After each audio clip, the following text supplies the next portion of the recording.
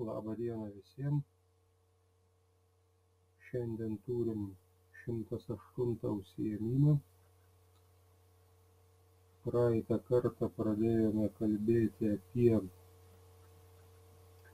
visuomeninį ir kultūrinį sąjūdį Lietuvoje XIX amžiaus pradžioje. Šį kartą pratęsime pirmiausiai apie Vilniaus universitetą. Didelę reikšmę Lietuvos kultūrai turėjo Vilniaus universitetas. 1803 metais pavadintas Vilniaus imperatoriškuoju universitetu. 1814–1823 metai laikomi universiteto klestėjimo laikotarpiu. Savo moksliniais darbais, pažangiomis studentų draugijomis, ryšiais su svarbiais užsienio mokslo centrais universitetas pagarsėjo ne tik Rusijoje, bet ir Europoje. Vėliau, net ištrėmus žymius profesorius, universiteto gyvenimas visiškai neapnikė. Didėjo studentų skaičius, veikė 4 fakultetai. Tai yra fizikos ir matematikos, medicinos, moralinių ir politinių mokslų, literatūros ir laisvųjų menų. Universitete buvo bendraujama lenkų kalba, vyravo lenkų kultūra. Jame mokėsi įvairių tautybių, tai yra lietuvių, gudų, lenkų, ukrainiečių bajorų jaunimas. Tuo metu universitete profesoriavo dar daug žymių mokslininkų. Labai pripažinti buvo iš Lenkijos atvykę broliai Sniadeckiai. Profesorius Andrius Sniadeckis dėstė chemiją, o Janas Sniadeckis astronomiją ir matematiką.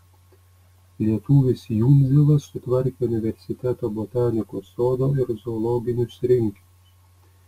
Medicinos mokslo srityje garsėjo vokiečiai tėvas ir sūnus Frankai.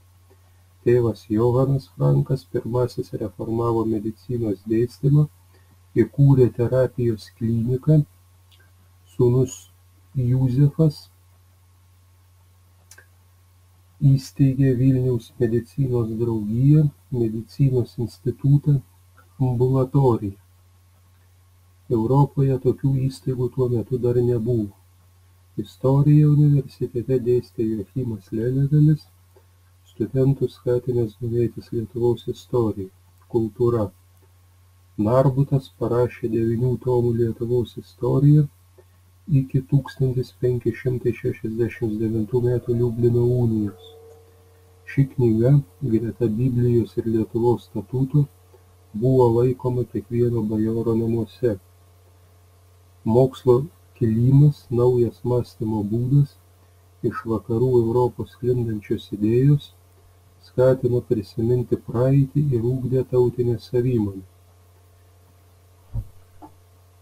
Universiteto profesorių iniciatyva Lietuvoje atsirado ir pirmosios mokslo bei kultūros draugijos. Aktyviai vyko mokslinis tiriamasis darbas, knygų leidyba.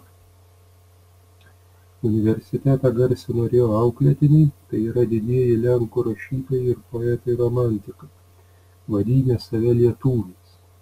Adomas Mickevičius, Julijus Slovackis, Juzefas Kraševskis, istorikai Mykolas Balinskis, Teodoras Narbutas ir kiti. Apie lituanistinio sąjūdžio pradžią dar keletą žodžių. Siekiant atkurti valstybę, svarbu buvo išlaikyti politinės ir kultūrinės tradicijas. Nuo pat XIX amžiaus pradžios labai pradėta domėtis savo kabutėse istorinėmis šaknimis, krašto praeitimi. Studijų objektų tapo Lietuvos istorija, liaudies kultūra, kalba. Šį visuomeninį mokslinio ir kultūrinio pobūdžio sąjūdį skatino beveik visą Europą apėmęs domėjimasis etnografija, liaudies kultūra.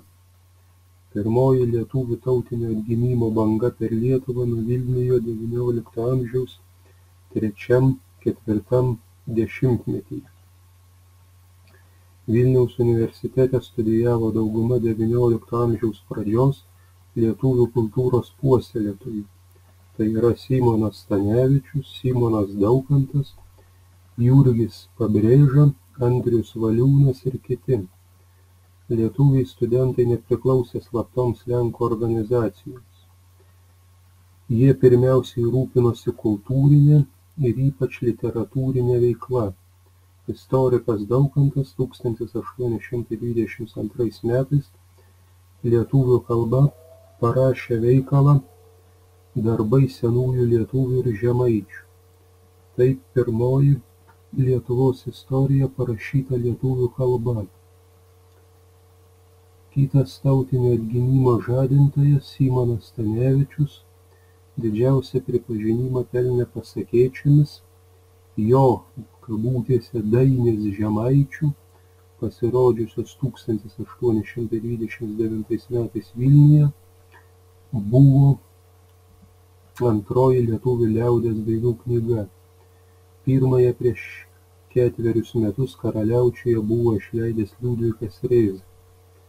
Visomis dainų rinkinių knygomis siekta puoselėti ir skleisti liaudies kultūrą.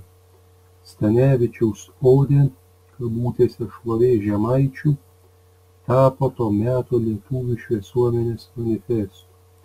Joje buvo reiškiamos romantinės patriotinės nuotaikos. Stanevičius garbingoje praeityje ieškojo motyvų, galėjusių paskatinti dvasinį lietuvio atgimimą, žmonių patriotizmą, priversti juos susirūpinti pavergtos tėvynės likimu. Susidomėjimas praeitimi bei tautosaka paragino rinkti senienas ir tautodailę. Aistringas senienų rinkėjas, įrengęs pirmąjį žemaičių archeologinių radinių ir tautodailės muziejų įskobto seno ąžuolo kamiene, tai Raseinių apylinkių bajoras Dionizas Poška. Tautą prikelti buvo lemta žemaičių sąjūdžiu. Dauguma žemaičių bajorų buvo smulkūs žemvaldžiai, mažiau nutautę ir laikantys save lietuviais. Daugelis žemaičių dvarų virto lietuvių kultūros židiniais. Daugiau kaip pusę ūkininkų sudarė laisvieji valstiečiai. Būdo uždarumas žemaičiams taip pat padėjo priešintis kitataučių įtaką. Apsišvietę žemaičiai bajorai būrėsi apie žemaičių vyskupą Juozą Arnulfą Giedraitį, jo rezidencijoje Alsėdžiuose, o vėliau Varniuose. Klausimai ir užduotys. 1. Trumpai papasakokite apie Vilniaus universitetą. Kaip jis vadinosi nuo 1803 metų? Kokie jame buvo fakultetai? Kokius žinote to meto universiteto mokslininkus? Kuo jie pasižymėjo? Pasakokite ir atsakykite remdamiesi pateiktą medžiagą ir žiniomis. 2. Trumpai papasakokite apie lituanistinio sąjūdžio pradžią.